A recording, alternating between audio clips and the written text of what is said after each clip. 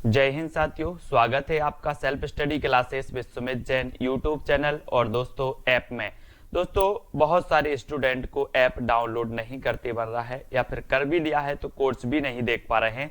तो मैं आज उनको बता दूं कि ये जो सेल्फ स्टडी क्लासेस इस प्रकार से जब आप प्ले स्टोर से करते हैं तो ये आपका वेल जो है आइकन उसमें लगा हुआ है ना। तो इस प्रकार से सेल्फ स्टडी क्लासेस आपको सर्च करना है और ऐसे आइकन में आपको ऐप मिलने वाला है। ठीक है, तो दोस्तों हम देखें कि प्ले स्टोर में आपको इस प्रकार से दिखेगा ये सेल्फ स्टडी क्लासेस। ठीक है, ये प्ले स्टोर में आपको सेल्फ स्टडी क्लासेस का ऐप दिखने वाला है। ठीक है, ये इमेज उसमें डली है, ये आइकन, ये लोगो उसमें डला है। ठीक है, अब दोस्तों इसको इंस्टॉल करना है, यहां से आप इंस्टॉल करेंगे। ठीक है, अब इंस्टॉल करेंगे तो वहां पर आपको नंबर मांगेगा, जीमेल नंबर मांगेगा, तो आपको ओटीपी आएगा, तो आप रजिस्टर करके आगे बढ़ेंगे। ठीक है, और दोस्तों टीजीटी पीजीटी का मॉडल पेपर लॉन्च हो गया है, जिसमें आपको हिंदी साहित्य के प्रश्न, संस्कृत के प्रश्न, हिंदी व्याकरण के प्रश्न, टोटल 125 नंबर का जो आपका पेपर आता है, वैसे ही 125 नंबर के मॉडल पेपर का कोर्स लॉन्च हो गया है, जिसमें 25 मॉडल पेपर आपको मिलेंगे। ठीक है, तो दोस्तों आप मॉडल पेपर को भी क्या कर सकते हैं, परचेस कर सकते हैं, अपना एडमिशन लेकर के मॉडल पेपर दे सकते हैं। ठीक है, नई कविता पत्रिका का प्रकाशन आरंभ हुआ, तो यहां पर बिल्कुल सही आंसर है, नई कविता पत्रिका का जो प्रकाशन आरंभ हुआ था वो हुआ था सन 1954 में। सन 1954 यानी कि आपका राइट आंसर बी नंबर जो है वो बिल्कुल सही है। नई कविता पत्रिका का प्रकाशन सन 1954 में आरंभ हुआ, जिसके संपादक कौन थे, जगदीश गुप्त। कौन थे, जगदीश गुप्त एवं दोस्तों रामस्वरूप चतुर्वेदी। इनको याद रख लेना, कभी कभी एग्जाम में दोस्तों रामस्वरूप चतुर्वेदी आपके लिए आएगा, लेकिन अधिकांशतः जगदीश गुप्त माना जाता है, तो इनको यहां आपको कंफ्यूज नहीं होना है ना।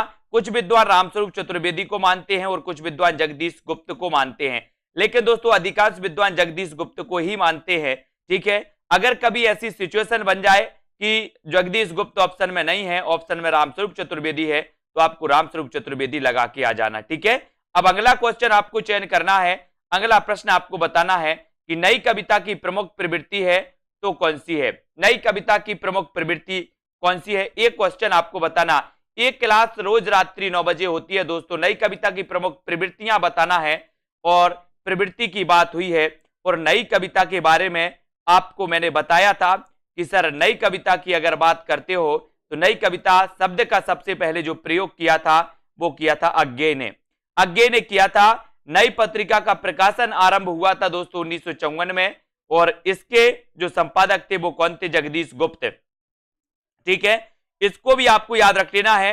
नई कविता की प्रमुख प्रवृत्ति है तो कौन सी है, बौद्धिकता का प्रधान, यथार्थवाद का अति आग्रह है ना, और दोस्तों कुंठा, निराशा, संदेह की अभिव्यक्ति, ये सारी की सारी प्रवृत्तियां मानी जाती हैं किसकी, नई कविता की। कौन कौन सी, बौद्धिकता का प्राधान्य है, यथार्थवाद का अति आग्रह है, ठीक है, कुंठा, निराशा, संदेह की अभिव्यक्ति, ये सारी की सारी मानी जाती हैं। उपर्युक्त सभी नई कविता की प्रमुख प्रवृत्तियां हैं दोस्तों, इनको याद रख लेना है। ठीक है, बौद्धिकता की प्रधान है, यथार्थवाद का अति आग्रह है, निराशा, कुंठा, संदेह की अभिव्यक्ति है, ये सभी मानी जाती हैं। और अगला क्वेश्चन आपके लिए दोस्तों दिया गया है, अगला क्वेश्चन आपको बताना है कि कैलाश वाजपेयी की साहित्य अकादमी पुरस्कार से सम्मानित जो काव्य कृति है वो काव्य कृति कौन सी है, जल्दी से आपको चयन करना है। कैलाश वाजपेयी की देहांत से हटकर, महास्वप्न का मध्यांतर, हवा में हस्ताक्षर, या फिर पृथ्वी का कृष्ण पक्ष है ना। यानी कि कैलाश वाजपेयी की वो रचना आपको चयन करनी है जिसे कि दोस्तों क्या मिला था, साहित्य अकादमी पुरस्कार मिला था। चयन करिए, अभी आपको चयन करना है और तब आपका बिल्कुल सही आंसर हो जाएगा। क्या हो जाएगा, कैलाश वाजपेयी की साहित्य अकादमी पुरस्कार से सम्मानित जो काव्य कृति है वो काव्य कृति आपको बताना है। और आपने बिल्कुल सही आंसर बताया है कि सर हवा में हस्ताक्षर। हवा में हस्ताक्षर कैलाश वाजपेयी। बोले सर एक कैलाश पर्वत है, ये क्या करता है, बोले सर हवा में हस्ताक्षर करता है ना, ये कैलाश पर्वत हवा में हस्ताक्षर करता है। तो ये याद रख लेना, कैलाश से कैलाश वाजपेयी और हवा में हस्ताक्षर, ये कैलाश वाजपेयी की रचना है। और साथियों ये कैलाश वाजपेयी की रचना ऐसी रचना है जिसे साहित्य अकादमी पुरस्कार भी मिला है, ये भी याद रख लेना। और ये कब मिला है, तो 2009 ईस्वी में, इसको आपको याद रख लेना। ठीक है, कैलाश वाजपेयी की अन्य रचनाओं की अगर हम बात करेंगे तो संक्रांत, देहांत से हटकर, तीसरा अंधेरा, महास्वप्न, मध्यांतर तथा पृथ्वी का कृष्ण पक्ष ये मानी जाती हैं। अगला क्वेश्चन यहां पर आता है, पुरातनता का यह निर्मोक सहन करती ना प्रकृति पल एक, यह निर्मोक से अभिप्राय क्या है? निर्मोक, निर्मोक से अभिप्राय क्या माना जाता है दोस्तों? पुरातन का यह निर्मोक सहन करती ना प्रकृति पल एक। तो निर्मोक का आपको बताना है यहां पर कि निर्मोक का जो अर्थ है दोस्तों, निर्मोक का जो अभिप्राय है वो बताना है आपको। निर्मोक का अभिप्राय किससे है? 4 विकल्प है। पुरातनता का आग्रह आपको बताना है कि यहां पर दोस्तों पुरातनता का यह निर्मोक सहन करती ना प्रकृति पल एक, यह निर्मोक से अभिप्राय है यहां पर कि सर सांप के शरीर पर लिपटी कैचुली, सांप के शरीर पर लिपटी कैचुली, यानी कि आपका जो 1 नंबर है वो बिल्कुल सही है, ये नंबर बिल्कुल सही है ना। तो यहां पर याद रख लेना है, पुरातन का यह निर्मोक सहन करती ना प्रकृति पल, यहां पर निर्मोक से अभिप्राय सांप के शरीर में लिपटी कैचुली से है। और अगला क्वेश्चन प्रश्न क्रमांक 5 का बताना, साठोत्तरी कवि कौन है? साठोत्तरी कवि के बारे में आपको बताना है, उत्तर क्या हो जाएगा?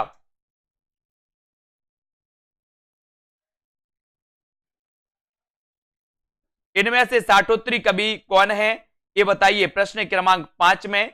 और दोस्तों साठोत्तरी की बात होती है ना, अपन ने कोर्स में साठोत्तरी कवि भी पढ़े, साठोत्तरी कविताएं पढ़ी, नवगीत के बारे में भी पढ़ा था।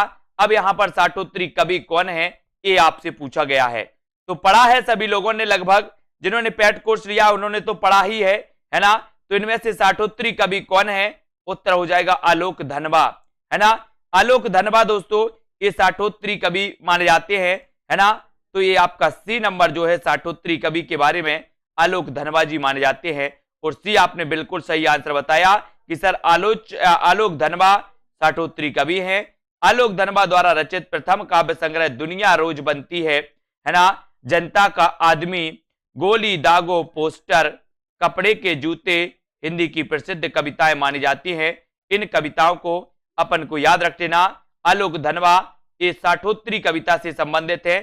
और यहां पर आपसे अगला क्वेश्चन अगर पूछा जाएगा कि शंबुक वध के रचनाकार कौन है, तो सीधा क्वेश्चन है शंबुक वध में दोस्तों कि शंबुक वध के जो रचनाकार हैं बोले सर जगदीश गुप्त, है ना। शंबुक वध जगदीश गुप्त, ये क्वेश्चन कई बार आया है। शंबुक वध के रचनाकार कौन है? तब आपका उत्तर चला जाता है जगदीश गुप्त, यानी कि आपका राइट आंसर हो जाता है विकल्प नंबर वी। शंबुक वध के रचनाकार जगदीश गुप्त हैं। जगदीश गुप्त द्वारा रचित काव्य संग्रह है नाव के पांव, शब्द दंश, हिमबद्ध, युग में, है ना, छंदसती और आदिम एकांत, ये मानी जाती है दोस्तों जगदीश गुप्त की रचनाएं। और इनकी रचनाएं शंबुक वध भी बहुत ही प्रसिद्ध है। ठीक है, सभी लोग एक बार लाइक जरूर कर देंगे, वीडियो को शेयर जरूर करना है साथियों। और इसी प्रकार से बढ़ते रहना है। मॉडल पेपर जिनको भी दोस्तों मॉडल पेपर में एडमिशन लेना है वो मॉडल पेपर में एडमिशन ले सकते हैं। हिंदी टीजीटी पीजीटी के लिए मॉडल पेपर जिसमें लॉन्च किया गया। और दोस्तों यहां पर नवगीत दशक के संपादक कई बार पूछा गया और मोस्ट इंपोर्टेंट प्रश्न क्रमांक 7, नवगीत दशक के संपादक का नाम बताना है। रामदरस मिश्र, शंभुनाथ सिंह, उमाकांत मालवीय या फिर स्वाम ठाकुर। नवगीत दशक के संपादक कौन थे? तो आपका यहां पर बिल्कुल सही हो जाता है शंभुनाथ सिंह, यानी कि आपका 7 का उत्तर बी नंबर बताया तो बिल्कुल सही हो जाएगा। बी नंबर आपका दोस्तों बी नंबर सही है। शंबुक वध के जो रचनाकार नवगीत दशक के जो रचनाकार हैं वो शंभुनाथ सिंह हैं। ठीक है, बी नंबर नवगीत दशक के संपादक शंभुनाथ सिंह माने जाते हैं, इसको याद रखेंगे। और अगला क्वेश्चन आपकी स्क्रीन पर आता है, यहां पर आपको बताना है। बाकी दोस्तों नवगीत दशक के संपादक शंभुनाथ सिंह हैं। शंभुनाथ की दोस्तों जो गीत संग्रह है रूप रश्मि याद करना, माता भूमि, छाया लोक, उदयाचल, है ना, दिवालोक, जहां दर्द नीला है और वक्त की मीनार पर, ये जो रचनाएं मानी जाती हैं दोस्तों ये शंभुनाथ सिंह की मानी जाती है। जहां दर्द नीला है तो ये तो आपको पता ही है। दिवालोक के रचनाकार कौन है? तो शंभुनाथ सिंह है। उदयाचल किसकी रचना है? शंभुनाथ सिंह की है ना। छायालोक के रचनाकार कौन है? तो शंभुनाथ से हैं। कौन सा कवि नकेनवाद से जुड़ा है? बताइए। और चयन करना है आपको। और जिन भी साथियों ने एग्जाम पर यूट्यूब चैनल और टिपटॉप यूट्यूब चैनल के वीडियो नहीं देखे, बढ़िया तरीके से आपको वीडियो लाए जाते, वहां पर भी वो भी जरूर देख लें, है ना। इनमें से कौन सा कवि नकेनवाद से जुड़ा है? तो नकेनवाद से जुड़ा है दोस्तों नरेश मेहता, है ना। नरेश मेहता से जुड़े, नरेश मेहता जुड़े हैं दोस्तों, इसको आपको याद रख लेना है ना। तो नकेनवाद से जुड़े हैं, तो कौन जुड़े हैं, है ना। और यहां पर आपका सी नंबर बिल्कुल सही हो जाएगा, ठीक है, सी नंबर। बहुत सारे लोग कंफ्यूज हो गए केसरी कुमार में। केसरी कुमार दोस्तों, एक केसरी गलत लिखा है, इसलिए ए नंबर नहीं माना जाएगा, है ना। कौन सा माना जाएगा? नरेश मेहता, यानी बी नंबर माना जाएगा। कंफ्यूज नहीं होना, स्पेलिंग पे भी गौर देना है अपन को। त्रिपद्यवाद को नकेनवाद भी कहा जाता है, क्योंकि इसमें बिहार के 3 कवि नलिन विलोचन शर्मा, केसरी कुमार और नरेश मेहता, है ना, ये 3 थे, ना, के और न। इनके दोस्तों प्रथम अक्षर पर इसका नाम पड़ा था नकेनवाद। नलिन विलोचन शर्मा इसके थे, केसरी कुमार थे, नरेश मेहता थे, ठीक है। और दोस्तों प्रथम अक्षरों के आधार पर मानकर नकेन बनता है। त्रिपद्यवाद का प्रवर्तक नलिन विलोचन शर्मा ने 1956 में दोस्तों प्रकाशित नकेन के प्रबद्ध संकलन से किया है, ये भी आपको याद रख लेना है। अगला क्वेश्चन, रामदास मिश्र को उनकी किस कृति पर 2015 के लिए साहित्य अकादमी पुरस्कार मिला था? बताइए। केदारनाथ नहीं, केसरी कुमार हैं। रीता जी, केदारनाथ नहीं, केसरी कुमार हैं, लेकिन केसरी कुमार दोस्तों केसरी लिखना है, ए वाला केसरी लिखना है, ए, है ना, केसरी। रामदास मिश्र आपको बताना है, उत्तर क्या हो जाएगा?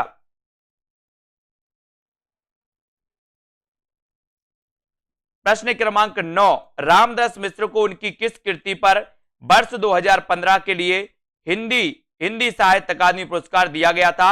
इसका उत्तर आपका 9 का उत्तर आपको बताना है ना। कितने बजे है, आग की हंसी, है ना, बबूल और कैक्टस, या फिर बिना दरवाजे का मकान। यानी कि आपके 4 विकल्प हैं, 4 में से आपका बिल्कुल सही हो जाता है। ये बिल्कुल सही है कि दोस्तों जो नरेश की बात आती है, लेकिन यहां पर नरेश मेहता दिया है, तो उत्तर सी नंबर बिल्कुल सही है ना। लेकिन स्पष्ट ये नहीं लिखा जाता है, यहां पर नरेश बस दिया जाता है, इनके सामने मेहता नहीं लगाया गया, है ना। कहीं भी पुस्तक में देखो तो केवल नरेश लिखा गया, नरेश, है ना। तो दोस्तों नरेश आपको याद रख लेना है केवल, है ना, नरेश, ठीक है। तो यहां पर आपका बी नंबर बिल्कुल सही है, आग की हंसी रामदास मिश्र को उनकी किस कृति पर वर्ष 2015 के लिए हिंदी साहित्य अकादमी पुरस्कार दिया गया? तो ये आपका आग की हंसी बिल्कुल सही हो जाएगा, बी नंबर आपका बिल्कुल सही हो जाएगा, ठीक है, बी नंबर आग की हंसी आपका बिल्कुल सही हो जाएगा, ठीक है, आग की हंसी, है ना। अगला क्वेश्चन है, आग की हंसी काव्य कृति पर रामदास मिश्र को वर्ष 2015 के लिए हिंदी साहित्य अकादमी पुरस्कार दिया गया, ये आपको बताना है, ये आपको चयन करना है ना। वहां पर मिसप्रिंट है, लेकिन नरेश हैं, नकेनवाद में नरेश हैं, ठीक है। लेकिन दोस्तों वहां पर नरेश केवल दिया जाता, नरेश, है ना तो नरेश मेहता वहां पर दिया जाता है, लेकिन ऑप्शन में यहां पर नरेश मेहता दिया, उत्तर सी ही सही है, नरेश सही होता है ना। आग की हंसी काव्य कृति पर रामदास मिश्र को वर्ष 2015 के लिए हिंदी साहित्य अकादमी पुरस्कार दिया गया। आग की हंसी के लिए उनके द्वारा रचित अन्य कृतियां हैं, कितने बजे हैं, बबूल और कैक्टस, है ना, बिना दरवाजे का मकान, पानी का प्राचीर, ठीक है, जल टूटता हुआ रात का सफर, 20 बरस, आकाश की छत, ठीक है, सूखता हुआ तालाब और दूसरे घर। ये सभी दोस्तों रामदास मिश्र के बारे में याद रख लेना। रामदास मिश्र को 2015 के लिए हिंदी साहित्य अकादमी पुरस्कार मिला, ये आपको समझना है, ठीक है। संशय की एक रात किसके संशय पर आधारित है? बढ़िया प्रश्न है। संशय की एक रात से प्रश्न आया है आपके लिए कि संशय की एक रात ये रचना किसकी है? संशय की एक रात ये रचना किसकी है? नरेश मेहता की या फिर दोस्तों किसकी है, ये आपको बताना है। हालांकि नरेश मेहता की रचना है, लेकिन ये किस पर आधारित है, संशय किस पर आधारित है, ये आपको चयन करना है। तो संशय की एक रात किसके संशय पर आधारित है? तब उत्तर चला जाता है, बोले सर संशय की एक रात, ये जो है कि राम के संशय पर आधारित है, राम के, यानी कि आपका उत्तर चला जाता है ए की तरफ। ये नंबर आपका राइट आंसर हो जाएगा। संशय की एक रात 1962 ईस्वी के रचनाकार नरेश मेहता है। इसमें युद्ध को लेकर राम के मन में उत्पन्न हुए संशय का वर्णन है ना।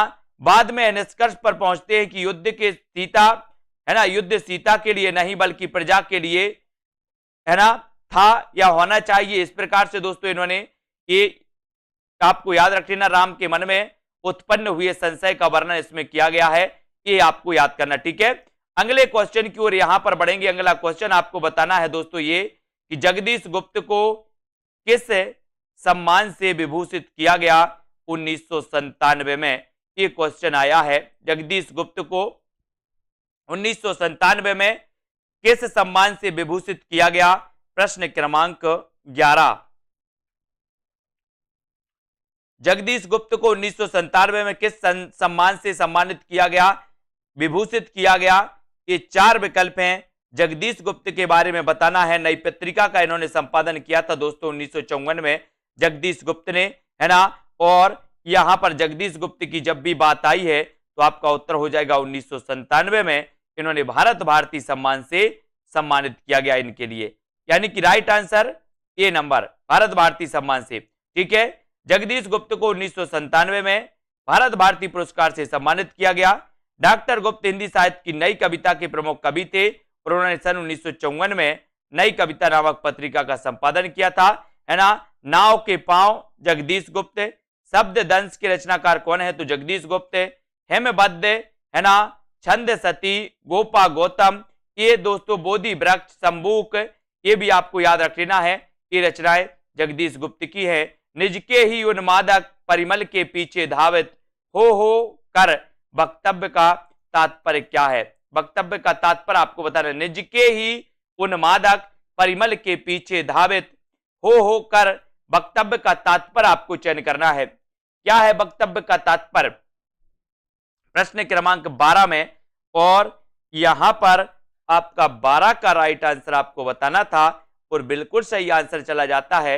बोले सर अपनी ही अंत शक्ति को ना समझ पाने से व्यर्थ भटकना कि निज के ही उन्मादक परिमल के पीछे धावित हो कर वक्तव्य का तात्पर्य है अपनी ही अंत शक्ति को ना समझ पाने से व्यर्थ भटकना, ये आपका बिल्कुल सही हो जाएगा।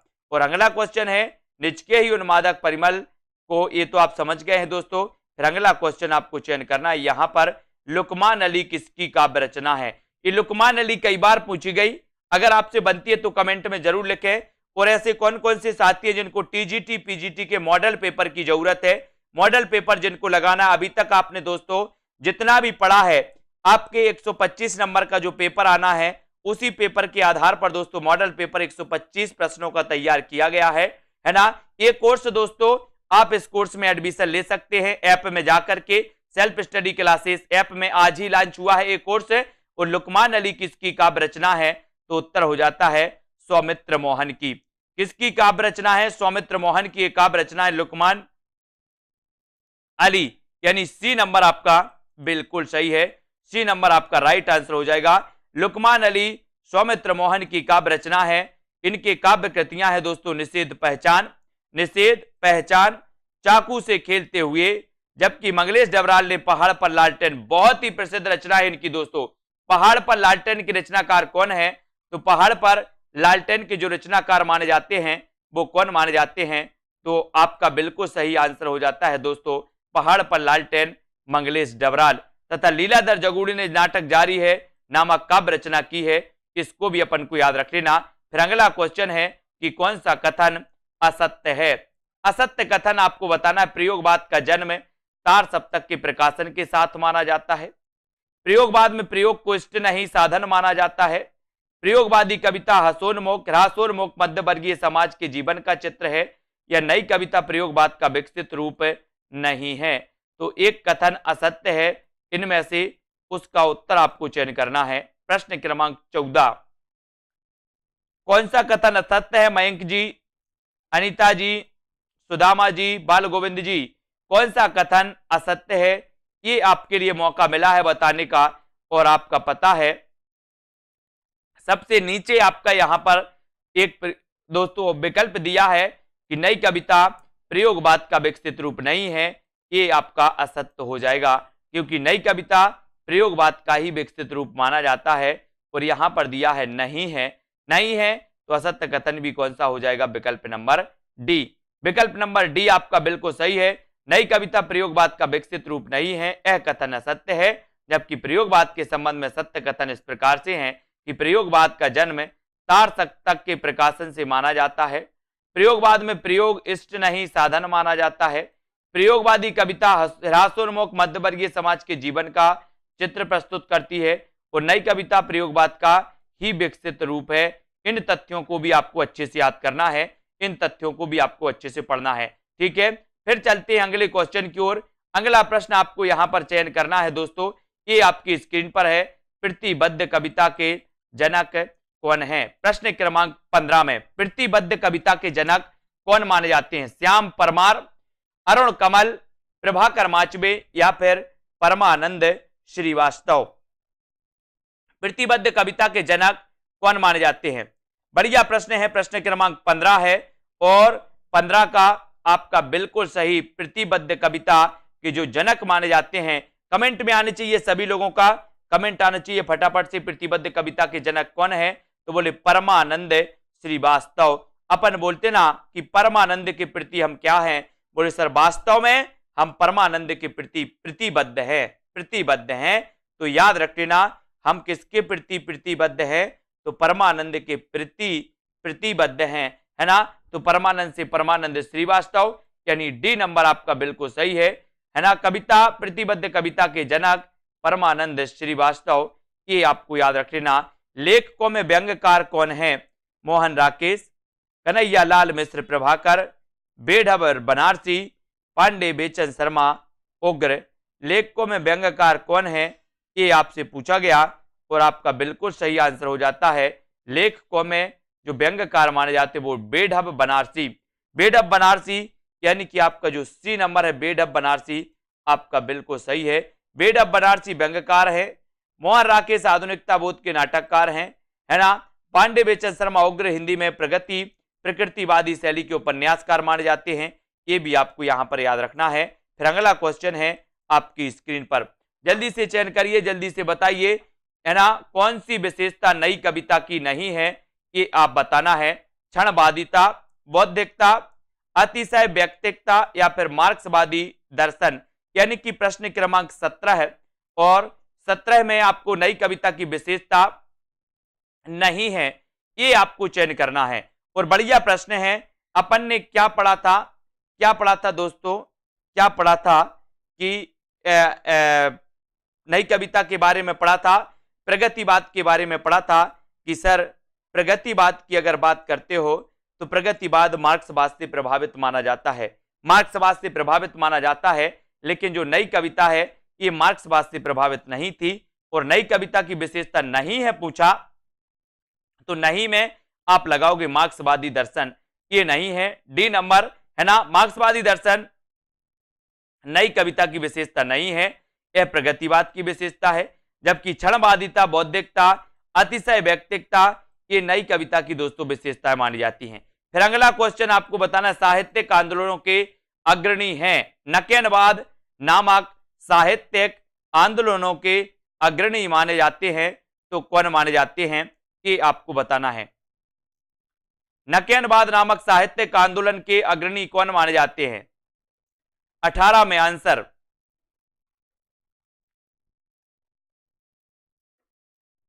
और 18 में आपका बिल्कुल सही आंसर है कि नकेनवाद नामक साहित्यिक आंदोलन के जो अग्रणी हैं वो अग्रणी है नलिन बलोचन शर्मा, केसरी कुमार और नरेश मेहता। यानी कि आपका जो विकल्प नंबर बी है वो बिल्कुल सही है, नरेश, है ना, ये नरेश हैं। ठीक है, नकेनवाद नामक साहित्यिक आंदोलन के अग्रणी नलिन बलोचन शर्मा, केसरी कुमार, ठीक है, केसरी कुमार हैं और दोस्तों नरेश हैं, इनको याद रख लेना, केसरी कुमार और नरेश, है ना।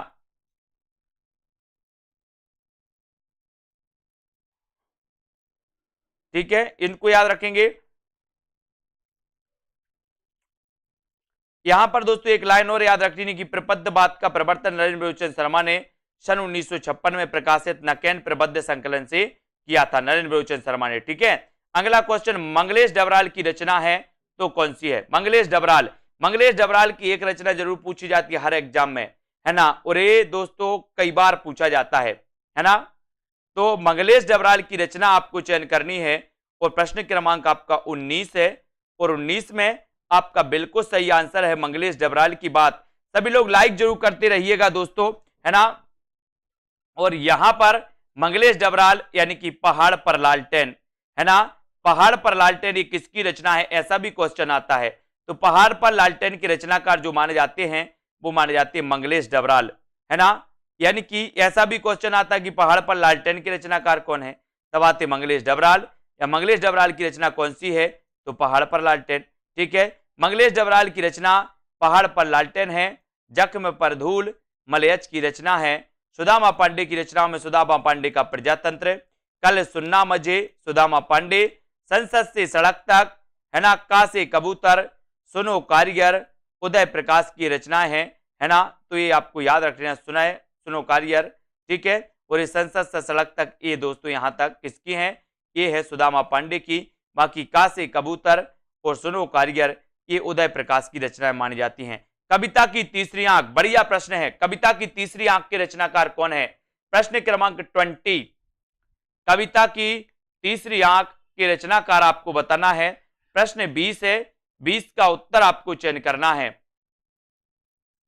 और यहां पर आपका राइट आंसर कविता की तीसरी आंख के जो रचनाकार हैं दोस्तों वो कौन है? प्रभाकर श्रोत्रिय, है ना, प्रभाकर श्रोत्रिय ये कविता की तीसरी आंख के रचनाकार हैं और उत्तर चला जाता है विकल्प नंबर सी की तरफ।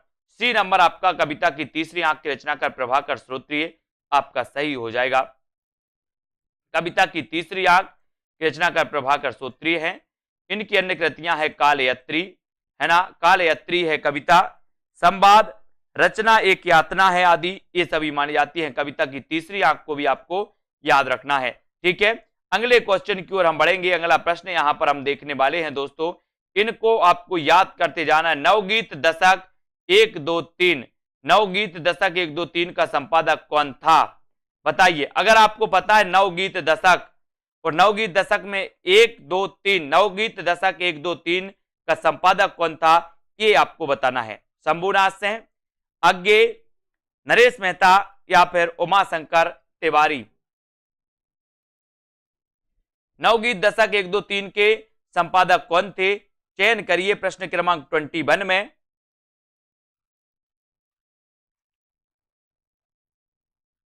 और सभी का बिल्कुल सही आंसर है नवगीत दशक 1, 2, 3 के जो रचनाकार हैं वो रचनाकार हैं शंभुनाथ सिंह।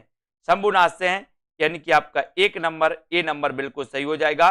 नवगीत दशक 1, 2, 3 नवगीत अर्धसती शंभुनाथ सिंह की रचनाएं हैं, है ना। अज्ञे की काव्य कृतियां हरी घास पर क्षण भर, बाबरा अहेरी, इंद्रधनुष रौंदे हुए, असाध्य बीणा, आंगन के पार द्वार, है ना, अज्ञे की इतलम चिंता। नरेश मेहता की बात करें तो बन पाखी सुनो, बन पाखी सुनो, बोलने दो चीड़ को, है ना, पिछले दिनों नंगे पैरों, मेरा समर्थित एकांत, उत्सवा, तुम मेरा मौन हो, देखना एक दिन अरण्या, संशय की एक रात, ये सभी दोस्तों किसकी मानी जाती हैं? नरेश मेहता की। अगला क्वेश्चन आपको दिया गया, टॉलस्टॉय और साइकिल किसकी रचना है, ये आपसे पूछा गया। सभी लोग लाइक जरूर कर देना। जिन भी साथियों को टीजीटी पीजीटी के मॉडल पेपर की जरूरत है, यानी कि आप भी चाहते हैं कि जैसा आपका पेपर होता है वैसा भी हम दोस्तों एक पेपर लगाएं, हमारे कितने नंबर आते हैं वो टेस्ट करें, और कौन सा आपका चैप्टर वीक है, किस चैप्टर में आपको वीकनेस लगती है, उस चैप्टर को आप अभी से बहुत अच्छा बना सकते हैं, है ना। तो एक अंदाज आपको हो जाएगा, एक अनुभव आपको हो जाएगा। 25 टेस्ट दोस्तों, 25 टेस्ट आपके लिए उपलब्ध करवाए जाएंगे, है ना। और टॉलस्टॉय और साइकिल किसकी काव्य कृति है, तो उत्तर चला जाता है केदारनाथ अग्रवाल की। केदारनाथ अग्रवाल यानी कि आपका डी नंबर केदारनाथ अग्रवाल बिल्कुल सही होगा। टॉलस्टॉय और साइकिल केदारनाथ सिंह की, केदारनाथ अग्रवाल नहीं सॉरी केदारनाथ सिंह है, केदारनाथ सिंह की रचना है। ठीक है, टॉलस्टॉय और साइकिल इसको याद रखेंगे। और दोस्तों इनके द्वारा लिखित अन्य रचनाएं हैं बाघ, यहां से देखो, बनारस आदि, ये रचना इनकी मानी जाती है। लीलाधर जगोड़ी की रचना का नाम हुई बची हुई पृथ्वी। बची हुई पृथ्वी रात अब भी मौजूद है और नाटक जारी है। नाटक जारी है लीलाधर जगुड़ी, नाटक जारी है लीलाधर जगुड़ी, है ना। अगला क्वेश्चन है, अन्य है मेरे शब्द, ये किस कवि की कृति है? अन्य है मेरे शब्द, ये किस कवि की कृति है, ये आपको बताना है। स्वप्निल श्रीवास्तव की, रविंद्र श्रीवास्तव, आलोक श्रीवास्तव या फिर एकांत श्रीवास्तव। अन्य है मेरे शब्द किस कवि की कृति है, ये आपको बताना है। और उत्तर क्या हो जाएगा? उत्तर हो जाएगा आपका डी, डी यानी कि एकांत, एकांत श्रीवास्तव आपका बिल्कुल सही हो जाएगा। यार डी नंबर आपका बिल्कुल सही हो जाएगा। अन्य है मेरे शब्द एकांत श्रीवास्तव, है ना। मुझे दूसरी पृथ्वी चाहिए, स्वप्निल श्रीवास्तव। अमीन के लेखक कौन है? आलोक श्रीवास्तव। इनको याद रख लेना। और अगला क्वेश्चन आपसे पूछा जाता है कि काव्य संकलनों में से किसके कवि अरुण कमल हैं? अरुण कमल बताना है किसके कवि अरुण कमल हैं। सभी लोग लाइक जरूर करें दोस्तों, अपने मित्रों तक शेयर जरूर करते जाए, है ना। ये क्लास रोज होती है अपनी 9 बजे और अपन दोस्तों बहुत अच्छे से पढ़ते हैं, इन प्रश्नों की प्रैक्टिस करते हैं, इनके बारे में पढ़ते हैं। और निम्नलिखित काव्य संकलनों में किसके किसके कवि अरुण कमल हैं? तो उत्तर हो जाता है अपनी केवल धार। अपनी केवल धार यानी कि दोस्तों डी नंबर, डी नंबर आपका अपनी केवल धार बिल्कुल सही हो जाएगा। ठीक है, अपनी केवल धार काव्य संकलनों के रचयिता अरुण कमल माने जाते हैं, है ना। इनकी अन्य रचनाएं दोस्तों नए इलाके, सबूत, जबकि चांद का मोटेड़ा, और दोस्तों ये तो मुक्तिबोध का काव्य संग्रह है, चांद का मोटेड़ा, है ना, मुक्तिबोध का। मगध श्रीकांत वर्मा का है। सागर मुद्रा दोस्तों ये किसका? अज्ञे जी की रचना है, तो इनको भी अपन को याद रख लेना। इनमें से कौन नकेनवादी रचनाकार नहीं है? नकेनवादी रचनाकार कौन नहीं है, ये बताइए। 25 यानी कि नकेनवादी रचनाकार आपको चयन करना है। और आपका उत्तर चला जाता है, बोले सर नकेनवाद की अगर बात करोगे तो नहीं है, तो केदारनाथ सिंह नहीं है, बाकी नलिन बलोचन शर्मा, केसरी कुमार और नरेश ये माने जाते हैं इस प्रकार से। ठीक है, तो आपका उत्तर सी नंबर बिल्कुल सही है। नकेनवाद लगभग प्रयोगवाद के साथ साथ चलने वाली काव्यधारा है। इसका स्वतंत्र आंदोलन के रूप में 1956 ईस्वी में सामने आया, है ना। और दूसरा नाम इसका प्रबद्धवाद है। ठीक है, ना कै न केसरी कुमार, एक केसरी कुमार है दोस्तों, है ना, नरेश और नलिन बलोचन, ये सही है पूरा। ठीक है, इनको जबकि केदारनाथ सिंह प्रयोगवाद के तथा तीसरे सप्तक के कवि माने जाते। केदारनाथ सिंह के बारे में तो आपको पढ़ा ही होगा, केदारनाथ सिंह की रचनाएं भी अपन ने पढ़ी हैं दोस्तों, है ना। और अगला क्वेश्चन है, अगला बताना कवि धूमिल का पूरा नाम क्या था? कवि धूमिल का पूरा नाम क्या था, ये आपको बताना है। चयन करिए, गोरख पांडे, सुधाकर पांडे, सुदामा पांडे या फिर इनमें से कोई नहीं। कवि धूमिल का पूरा नाम, कवि धूमिल के बारे में अपन पढ़ते हैं, सुदामा पांडे का प्रजातंत्र अपन पढ़ते हैं, है ना, संसद से सड़क तक इनकी रचना पढ़ते हैं। किसकी?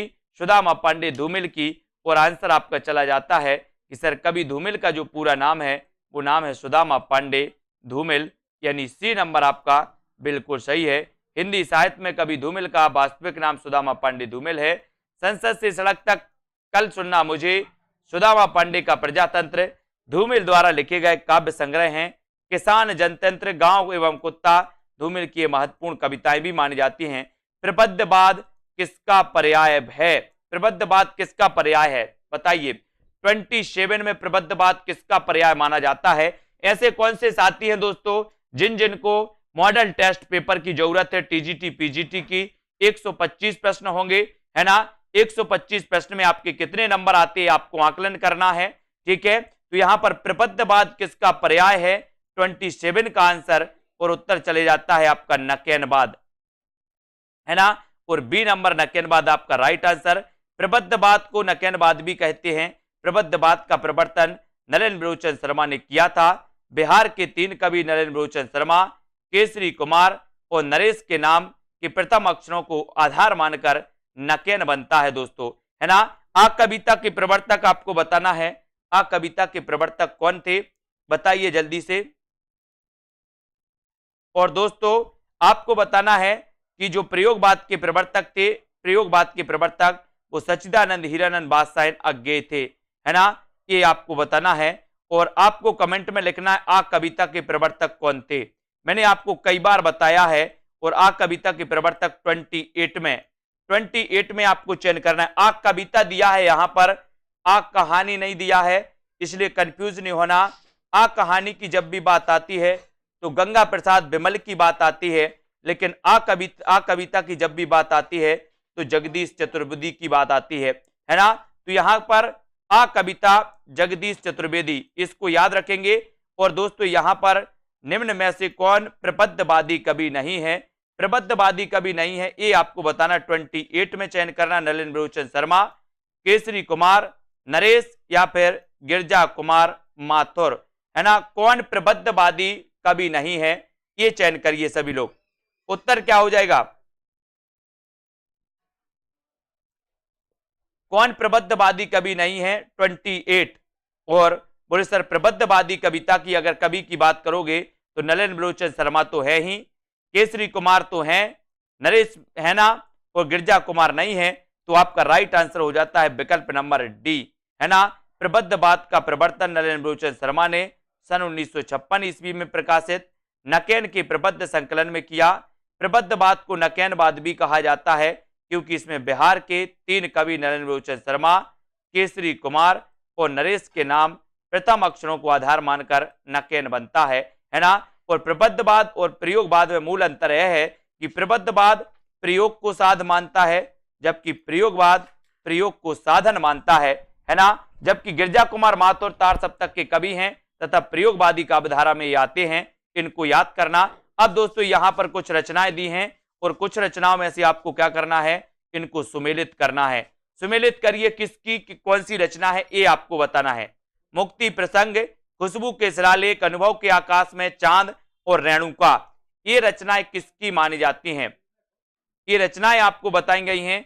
इन रचनाओं के बारे में आपको बताना है। और यहां पर अपन थोड़ा सा आप देख लो मुक्ति प्रसंग के रचनाकार कौन है।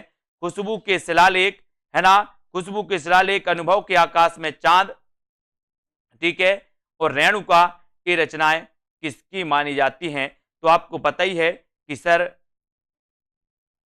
कौन सी रचना किसकी है। यहां पर एक कूट दिया था नीचे, इस कूट में से आपको चयन करना था, तो बी नंबर यहां पर सही हो जाता है दोस्तों। यानी कि यहां पर आपका जो बिल्कुल सही आंसर है कि मुक्ति प्रसंग ये राजकुमार चौधरी की रचना है ना। खुशबू के शिलालेख ये किसकी रचना है, ये दोस्तों भवानी प्रसाद मिश्र की है। अनुभव के आकाश में चांद लीलाधर जगूड़ी, रेणुका तो आपको पता ही है दिनकर की रचना है, ठीक है, तो बिल्कुल सही है। यहां पर आते थोड़ा सा और यहां पर देखते हैं दोस्तों इसके बारे में, ये रचनाएं आपसे पूछी जाती हैं। आपसे पूछा जाता है कि मुक्ति प्रसंग के रचनाकार कौन है, राजकुमार चौधरी। खुशबू के शिलालेख के रचनाकार कौन है, भवानी प्रसाद मिश्र, है ना। फिर आपसे पूछा जाता है दोस्तों अनुभव के आकाश में चांद की रचनाकार कौन है, लीलाधर जगूड़ी। रेणुका एक किसकी रचना है, तो रामधारी से दिनकर की, है ना। और संशय की एक रात ये नरेश मेहता की रचना है। तो दोस्तों सभी लोग वीडियो को लाइक जरूर कर दें, और रोज एक क्लास होती है अपनी 9 बजे, है ना। और इसी प्रकार से अपन अध्ययन करते हैं। और फिर आगे थोड़ा सा बढ़ेंगे, साय में धूप काव्य कृति के रचनाकार कौन है, यानी कि प्रश्न क्रमांक 30 का आंसर। ये अपन कई बार पढ़े हैं। एक दोस्तों रचना आती है सीढ़ियों पर धूप में, है ना, सीढ़ियों पर धूप में, वो रघुवीर सहाय की रचना होती है। लेकिन यहाँ साय में धूप, साय में धूप आपसे पूछा गया, तब आपका इसका उत्तर आपको बताना है। प्रश्न क्रमांक 30 में साय में धूप के रचनाकार कौन है, आपका राइट आंसर कौन सा हो जाएगा। आपने बिल्कुल सही आंसर चयन किया है साथियों कि धूप, साय में धूप के जो रचनाकार हैं वो कौन है, दुष्यंत कुमार। दुष्यंत कुमार, यानी कि आपका बी नंबर बिल्कुल सही हो जाएगा, बी राइट आंसर हो जाएगा, ठीक है। ये याद रखेंगे, साय में धूप काव्य कृति के रचयिता दुष्यंत कुमार हैं। दुष्यंत कुमार को त्यागी या परदेसी नाम से जाना जाता है। याद रखते ना दोस्तों, अगर आपसे कभी पूछा जाए कि त्यागी, है ना, दुष्यंत कुमार त्यागी या परदेसी नाम से किसे जाना जाता है, तो आपको लगाना है दुष्यंत कुमार को, है ना। इनकी गजलें आपने पढ़ी होंगी दोस्तों। इनकी अन्य कृतियों में सूर्य का स्वागत, आवाजों के घेरे, जलते हुए बन का बसंत, है ना, ये याद रख लेना। सूर्य का स्वागत तो कई बार पूछा गया, दुष्यंत कुमार की रचना जो है कई बार पूछी गई।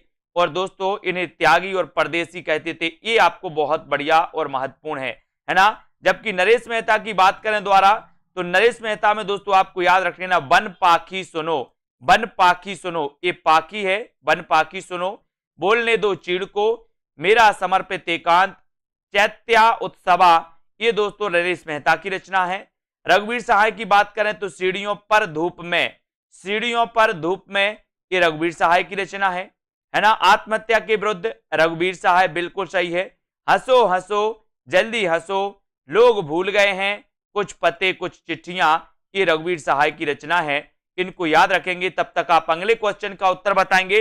जब तक मैं बताता हूं आपको कि दोस्तों धर्मवीर भारती की बात करें तो इनका ठंडा लोहा, अंधा युग, कनुप्रिया, 7 गीत वर्ष और देशांतर, ये जो रचनाएं हैं, ये रचनाएं किसकी हैं दोस्तों? धर्मवीर भारती की, है ना। आपको पता होगा कि ये ठंडा लोहा जो है कई बार पूछा गया, ये कनुप्रिया भी पूछी गई दोस्तों। तो इनको बिल्कुल सीधा सीधा सा पढ़ना है धर्मवीर भारती की रचनाओं को। बोले सर धर्म की शरण में आते ही लोहा कितना भी गर्म हो ठंडा लोहा हो जाता है। अंधा योग, धर्म के बिना अंधा है योग, धर्म कानों को प्रिय लगता है ना। बोले हम 7 गीत वर्ष, वर्ष में 7 गीत गाते हैं, काय के? धर्म के, धर्म के 7 गीत गाते हैं वर्ष में, और देशांतर, ये सारी की सारी रचनाएं किसकी हैं? तो आपका उत्तर हो जाता धर्मवीर भारती की, है ना। फिर आपसे पूछा जाता है संसद से सड़क तक। दोस्तों संसद से सड़क तक, ये रचना तो अपन ने कई बार पढ़ी है कि सर संसद से सड़क तक धूल मिल, है ना, धूल ही धूल मिलती है, बोले सर तो धूमिल, धूमिल इनको याद रख लेना। धूमिल इनका उपनाम माना जाता है दोस्तों किसका? सुदामा पांडे धूमिल, सुदामा पांडे धूमिल, है ना। तो सुदामा पांडे का प्रजातंत्र आपने पढ़ा होगा, है ना। संसद से सड़क तक इनकी रचनाएं पढ़ी होंगी।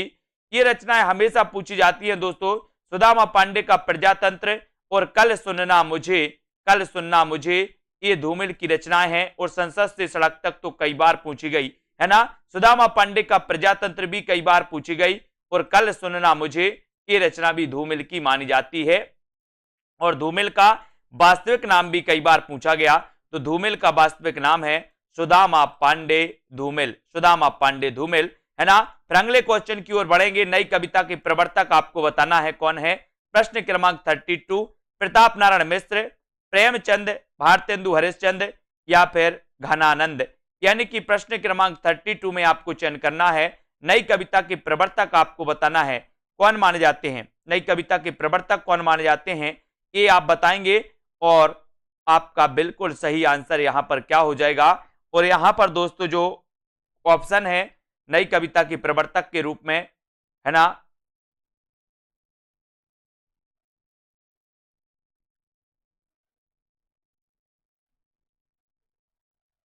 ठीक है। विकल्पानुसार अगर बात करेंगे दोस्तों तो ये भारतेंदु हरिश्चंद्र, विकल्पानुसार भारतेंदु हरिश्चंद्र सही हो जाएगा।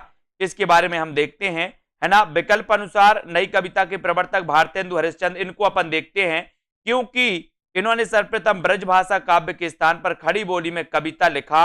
अतः दिए गए विकल्प के अनुसार विकल्प सी सही उत्तर होगा। जबकि नई कविता जो ये युग है, नई कविता, है ना, नई कविता के प्रमुख गीतकार डॉक्टर जगदीश चंद्र गुप्त माने जाते हैं। ये तो सभी को पता है कि 1954 में सर नई कविता पत्रिका की शुरुआत हुई, नई कविता पत्रिका का प्रकाशन हुआ था, है ना, नई कविता पत्रिका का प्रकाशन हुआ था। और दोस्तों इसी नई कविता पत्रिका के साथ नई कविता का उदय माना जाता है ना। तो आपको पता होगा कि नई कविता का सबसे पहले प्रयोग तो अज्ञेय जी ने किया था, लेकिन नई कविता के प्रवर्तक डॉक्टर जगदीश चंद्र गुप्त माने जाते हैं, है ना। और दोस्तों 1954 में नई कविता पत्रिका का प्रकाशन हुआ था, लेकिन यहां पर विकल्प कुछ और था कि नई कविता के प्रवर्तक कौन थे। उत्तर सी नंबर भारतेंदु हरिश्चंद्र, इन्होंने नई कविता लिखी थी दोस्तों, है ना। ये इस प्रकार से क्वेश्चन अलग टाइप से पूछा गया था, इसलिए विकल्प अनुसार उत्तर वो सी था। बाकी दोस्तों ऑप्शन में अगर जगदीश चंद्र गुप्त होता तो आपका उत्तर जगदीश चंद्र गुप्त ही आपका सही होता, है ना। नए इलाके में किसकी काव्य कृति है? नए इलाके में बताना है किसकी काव्य कृति है। बोधिसत्व की, विनोद कुमार शुक्ल की, अरुण कमल की या उदय प्रकाश की। अपन ने कैसे याद किया था? नए इलाके में। चयन करिए सभी लोग और उत्तर बताइए। बिल्कुल राइट आंसर बोले सर हम नए इलाके में क्या खिलाएंगे, कमल खिलाएंगे। क्या खिलाएंगे, कमल। तो नए इलाके में हमें क्या खिलाना है, कमल खिलाना है, कमल। तो यहां पर उत्तर हो जाएगा आपका अरुण कमल। क्या हो जाएगा, अरुण कमल। यानी कि आपका जो डी नंबर है वो बिल्कुल सही हो जाएगा, नए इलाके में कमल खिलाएंगे। तो डी अरुण कमल बिल्कुल राइट है। नए इलाके में अपनी केवल धार, पुतली में संसार सबूत आदि समकालीन कवि अरुण कमल की काव्य कृतियां हैं। का से कबूतर, सुनो कारीगर, ये उदय प्रकाश की काव्य कृति हैं दोस्तों, सुनो कारीगर और का से कबूतर। बाकी अरुण कमल की रचना कई बार पूछी गई, नए इलाके में कमल खिलाएंगे, कमल। तो कमल से बनेगा अरुण कमल, ऐसे अपन ने याद कर लिया था। ठीक है, नए इलाके में कमल। अब यहां पर आते हैं अगले प्रश्न की ओर, चर्चा करते हैं कि अपना अगला प्रश्न कौन सा है। ये रहा आपका अगला प्रश्न, मगध कविता संग्रह के रचयिता कौन है। मगध कविता संग्रह के रचयिता आपको चयन करना है। प्रश्न है आपका 34 और 34 में आपको आंसर बताना है, उत्तर क्या हो जाएगा। सभी लोग चयन करें। मगध कविता, मगध कविता संग्रह के जो रचनाकार हैं वो कौन माने जाते हैं, इसका उत्तर आपको बताना है। और मगध में आपका बिल्कुल सही आंसर हो जाएगा श्रीकांत वर्मा। श्रीकांत वर्मा, यानी कि आपका जो बी नंबर है श्रीकांत वर्मा, वो बिल्कुल सही है। मगध कविता संग्रह के रचयिता है श्रीकांत वर्मा। मगध, जलसाघर, दर्पण, माया, भटका मेघ, दिनारंभ आदि नई कविता के समकालीन कवि श्रीकांत वर्मा की रचनाएं हैं, है ना। सीढ़ियों पर धूप में, आत्महत्या के विरुद्ध, आत्महत्या के विरुद्ध, ठीक है। हंसो हंसो जल्दी हंसो, लोग भूल गए हैं, इतिहास पुरुष, की रचना किसकी है, रघुवीर सहाय की। ठीक है, अगला क्वेश्चन आपका बताना है कि कौन सी रचना धर्मवीर भारती की है। धर्मवीर भारती की रचनाएं पूछी जाती हैं दोस्तों, और कई बार पूछी जाती हैं। तब आपका 35 का राइट आंसर यहां पर क्या हो जाएगा, ठंडा लोहा नहीं है पूछा गया। कौन सी नहीं है, नहीं है बताना है, तो कौन सी नहीं है। अब तो आपको धर्मवीर भारती की रचना रट गई हैं। बोले सर कैसे रट गई, बोले लोहा ठंडा हो जाता, कितना भी लोहा गर्म हो, जब धर्म की शरण में आता है तो लोहा ठंडा हो जाता है ना। 7 गीत, बोले वर्ष में 7 गीत हमने धर्म के गाए, धर्म के गाए तो धर्मवीर भारती। कानों को प्रिय लगता है धर्म, तो धर्मवीर भारती। ठंडा लोहा धर्मवीर भारती। फिर कौन सा सही हो जाएगा आपका, आपने बिल्कुल सही चयन किया। बोले सर सूर्य का स्वागत, ये रचना तो दुष्यंत कुमार की रचना अपन ने पढ़ी थी, है ना। सूर्य का स्वागत, इसको याद रख लेना। ठंडा लोहा, 7 गीत वर्ष, कनु प्रिया, गुनाहों का देवता, सूरज का 7वां घोड़ा, अंधा युग, देशांतर, चांद और टूटे हुए लोग, पसेअंती, ठेले पर हिमालय, है ना, कहनी अनकहनी आदि धर्मवीर भारती की रचनाएं हैं। जबकि दोस्तों आपने पढ़ी होंगी, कौन सी, अपन ने पढ़ा था कि सूर्य का स्वागत, ये जो रचना है ये दुष्यंत कुमार की है। आवाजों के घेरे, दुष्यंत कुमार की रचना है। जलते हुए पवन का बसंत, दुष्यंत कुमार की रचना है। साए में धूप, है ना, ये भी दुष्यंत कुमार की है। मगध पुस्तक के लेखक फिर से आपसे पूछ लिया गया, यानी कि ये जो मगध है ये पूछा ही जाता है, ये जो मगध रचना है दोस्तों ये पूछी जाती है।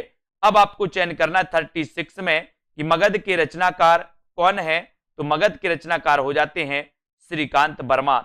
यानी कि आपका जो ए नंबर है श्रीकांत वर्मा वो बिल्कुल सही है। श्रीकांत वर्मा, रघुवीर सहाय, दूधनाथ सेन, धूमिल, है ना, सुदामा पांडे इनका पूरा नाम था, लीलाधर जगूड़ी, विष्णु खरे, श्याम विमल, परमानंद श्रीवास्तव, अरुण कुमल, यश मालवीय आदि 1960 के दशक के बाद की हिंदी साठोत्तरी कविता, साठोत्तरी कविता या समकालीन कविता के प्रमुख कवि माने जाते हैं दोस्तों। जो अपन ने बहुत अच्छे से पढ़ा है, साठोत्तरी कवि के कविता के बारे में पढ़ा है। साठोत्तरी रचनाएं कौन कौन सी है, समकालीन रचनाएं कौन कौन सी हैं, साठोत्तरी आंदोलन को बहुत अच्छे से अपन ने देखा है। फिर अगला क्वेश्चन है बलदेव खट्टिक किसकी कविता है, यानी कि 37 बलदेव खट्टिक किसकी रचना, किसकी कविता है, धूमिल की, लीलाधर जगुड़ी की, बलदेव बंसी की, या फिर इनमें से कोई नहीं।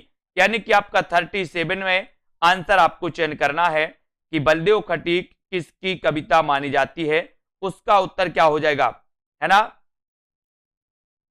उत्तर 37 का उत्तर आपको चयन करना है कि बलदेव खट्टिक किसकी कृति है, और यहां पर आपका बिल्कुल सही आंसर होगा लीलाधर जगुड़ी। लीलाधर जगुड़ी यानी कि बी नंबर आपका बिल्कुल सही है। बलदेव खटीक किसकी कविता है? लीलाधर जगुड़ी की। ठीक है, वेरी गुड। यहां पर बलदेव खटीक के बारे में आपको पढ़ना है। इस व्यवस्था में समकालीन हिंदी कविता के कवि लीलाधर जगुड़ी की कविता है, इसको याद रखेंगे। रात अब भी मौजूद है, बची हुई पृथ्वी तथा नाटक जारी है, ये रचनाएं भी आपको पढ़ना है दोस्तों। ये किसकी रचनाएं हैं? लीलाधर जगुड़ी की। ठीक है, अगले क्वेश्चन की ओर बढ़ेंगे हम। अगला क्वेश्चन है आत्मजयी के लेखक कौन माने जाते हैं? आत्मजयी के लेखक आपको चयन करना है और 38 का आंसर आपको बताना है। राइट आंसर क्या है? आत्मजयी के लेखक कौन माने जाते हैं? कुंवर नारायण, दुष्यंत कुमार, है ना, या फिर दोस्तों इनमें से कोई नहीं, या रघुवीर सहाय। 38 का आंसर। और आत्मजयी के लेखक आपको बताना था, और आत्मजयी के जो आपके लेखक माने जाएंगे वो लेखक माने जाएंगे कौन? कुंवर नारायण। कौन माने जाएंगे? कुंवर नारायण। और ये नंबर जो है आपका आत्मजयी, ये नंबर आपका बिल्कुल सही हो जाएगा। ठीक है, ये नंबर कुंवर नारायण तो आपको सभी को पता है। अगले क्वेश्चन की ओर बढ़ेंगे यहां पर कि आत्मजयी नामक काव्य कृति के रचयिता, नई कविता के प्रमुख कवि कुंवर नारायण, है ना। कंठोपनिषद दोस्तों के नचेता प्रसंग पर आधारित, है ना, कौन सी? आत्मजयी। और ये आत्मजयी तो कई बार पूछी गई कि आत्मजयी के जो रचनाकार माने जाते हैं वो माने जाते हैं कुंवर नारायण। इनको हमें याद रखना है। ठीक है, फिर उसके बाद दोस्तों आपको पता ही है दुष्यंत कुमार की रचना है सूर्य का स्वागत, आवाजों के घेरे, जलते हुए पवन का बसंत, साय में धूप, है ना, सीढ़ियों पर धूप में, आत्महत्या के विरुद्ध, है ना, आत्महत्या के विरुद्ध, हंसो हंसो जल्दी हंसो, ये रघुवीर सहाय की रचना है।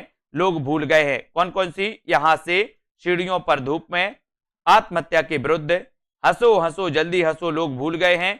इन रचनाओं को याद करना है। अगला क्वेश्चन आपको बताना है कि अपनी केवल धार काव्य संकलन के रचनाकार कौन माने जाते हैं? केदारनाथ अग्रवाल, केदारनाथ सिंह, सर्वेश्वर दयाल सक्सेना, या फिर अरुण कमल। अपनी केवल धार काव्य संकलन के रचनाकार कौन है? 39 का आंसर आपको चयन करना है। अपनी केवल धार काव्य संकलन के जो रचनाकार माने जाते हैं वो कौन माने जाते हैं, ये आपसे बताया गया और आपका राइट आंसर हो जाएगा अपनी केवल धार। अपनी केवल धार के रचनाकार जो माने जाते हैं वो माने जाते हैं अरुण कमल, है ना, अरुण कमल। अपनी केवल धार काव्य संग्रह की रचयिता अरुण कमल हैं। सबूत तथा ग्रहण, है ना दोस्तों, ग्रहण 3 अरुण कमल द्वारा रचित अन्य काव्य कृतियां हैं। फूल नहीं रंग बोलते, बसंती हवा, माझी ना बजाओ बंसी नामक कृतियां के प्रगतिवादी कवि केदारनाथ अग्रवाल। और केदारनाथ अग्रवाल के बारे में तो आपको पता ही है कि सबसे ज्यादा रचनाएं इनकी पूछी जाती फूल नहीं रंग बोलते हैं, और ये प्रगतिवादी कवि है ना। कुआनो नदी, सर्वेश्वर दयाल सक्सेना। और कुआनो नदी, ये आपको पता है कि कुआं और नदी का क्या करना है? सर्वे करना है। फिर आपको बताना है दोस्तों निम्न में से किस कृति के रचनाकार दुष्यंत कुमार हैं? दुष्यंत कुमार आप चयन करिए, किस कृति के रचनाकार दुष्यंत कुमार हैं? अपनी केवल धार, खूंटियों पर टंगे लोग, साय में धूप और युग धारा। किस कृति के रचनाकार दुष्यंत कुमार माने जाते हैं? चयन करिए। 40 का उत्तर आपको चयन करना है। उत्तर क्या हो जाएगा आपका? किस कृति के रचनाकार दुष्यंत कुमार हैं?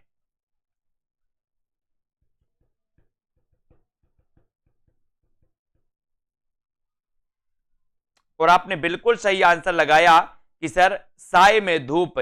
साय में धूप यानी सी नंबर।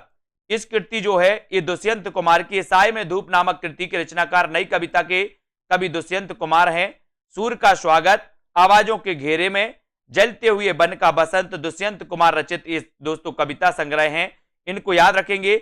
एक कंठ बिस्पाई इनकी कई बार पूछी गई रचना है दोस्तों, है ना। ये दोस्तों क्या है? काव्य नाटक है एक कंठ बिस्पाई। एक कंठ बिस्पाई।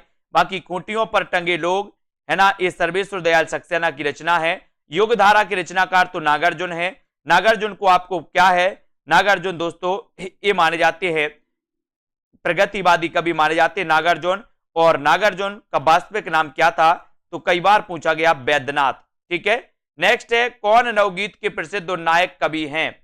नवगीत के प्रसिद्ध और नायक कवि बताना है कौन है? वीरेंद्र मिश्र, दुष्यंत कुमार, भवानी प्रसाद मिश्र, या फिर सर्वेश्वर दयाल सक्सेना।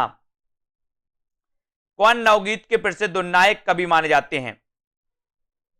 नवगीत के प्रसिद्ध उन्नायक कवि।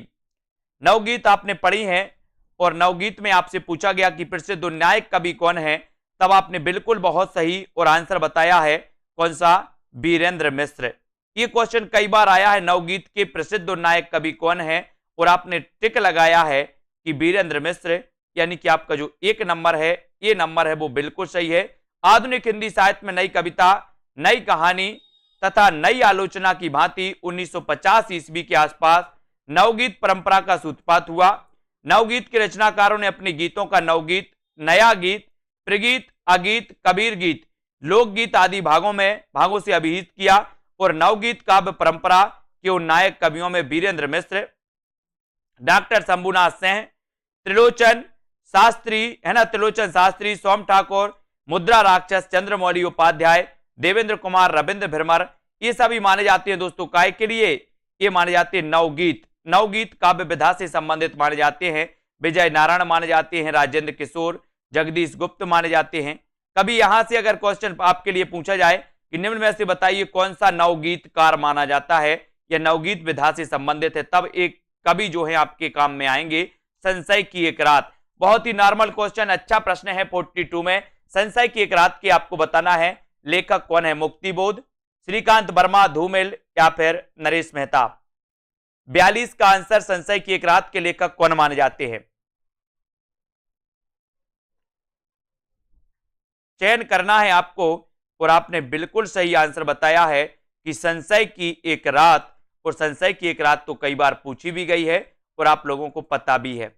पता है तो बिल्कुल सही आंसर, उत्तर क्या हो जाएगा? उत्तर हो जाएगा नरेश मेहता, यानी कि संशय की एक रात के रचनाकार हो जाते हैं नरेश मेहता, यानी डी नंबर आपका नरेश मेहता बिल्कुल सही है। संशय की एक रात तथा समय देवता नरेश मेहता द्वारा रचित काव्य कृतियां हैं।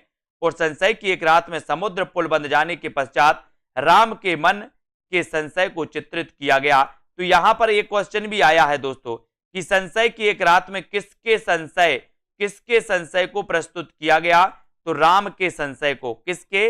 राम के संशय को, है ना। और दोस्तों इनको याद रख लेना, संसद से सड़क तक, कल सुनना मुझे, सुदामा पांडे का प्रजातंत्र, ये रचनाएं तो किसकी हैं?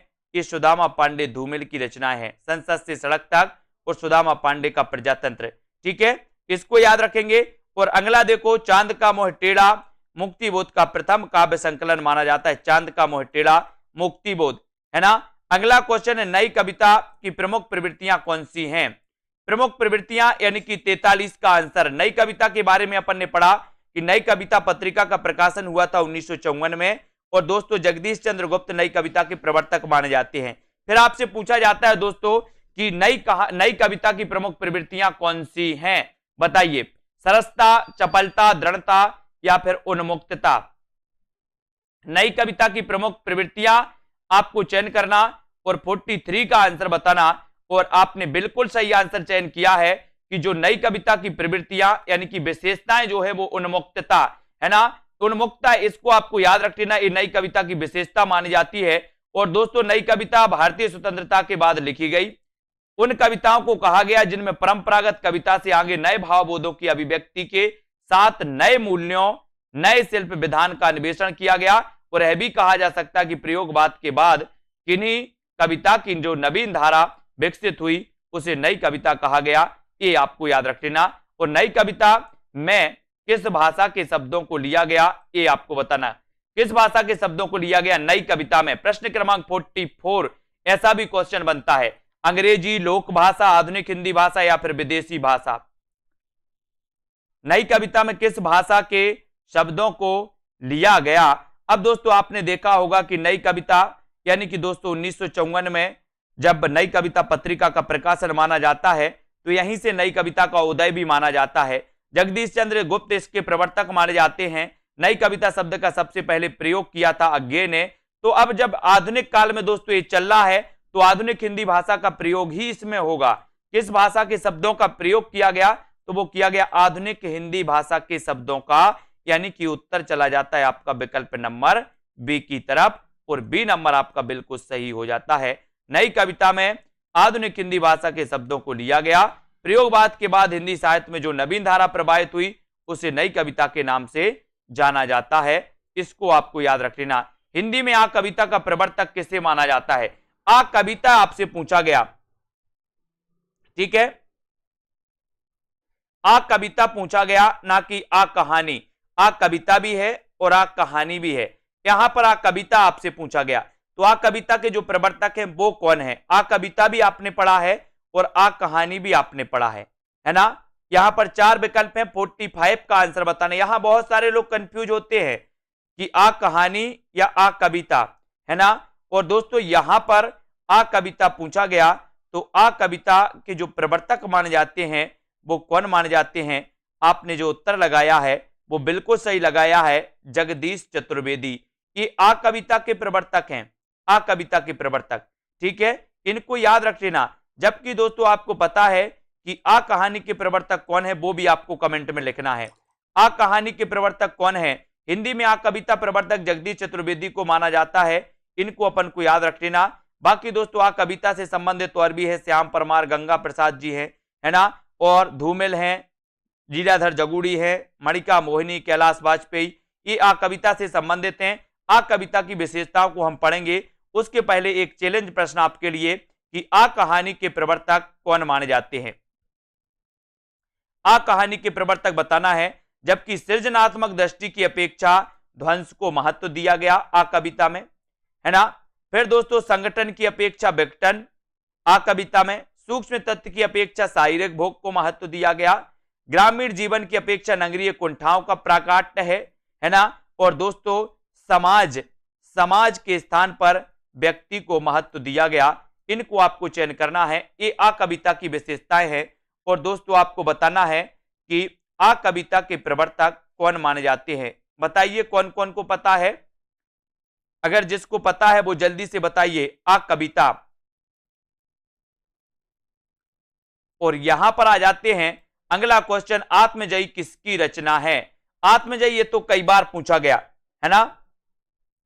अब यहां पर दो चीजें हैं, जगदीश चतुर्वेदी आ कविता और आ कहानी के गंगा प्रसाद बिमल, ठीक है। आ कहानी के गंगा प्रसाद बिमल ही माने जाते हैं, याद रख लेना। और दोस्तों आ कविता के कौन माने जाते हैं? आ कविता के माने जाते हैं जगदीश चतुर्वेदी, ठीक है। अब आत्मजयी किसकी रचना है बताइए? आ कहानी के महीप से नहीं है, महीप से तो सचेतन के हैं।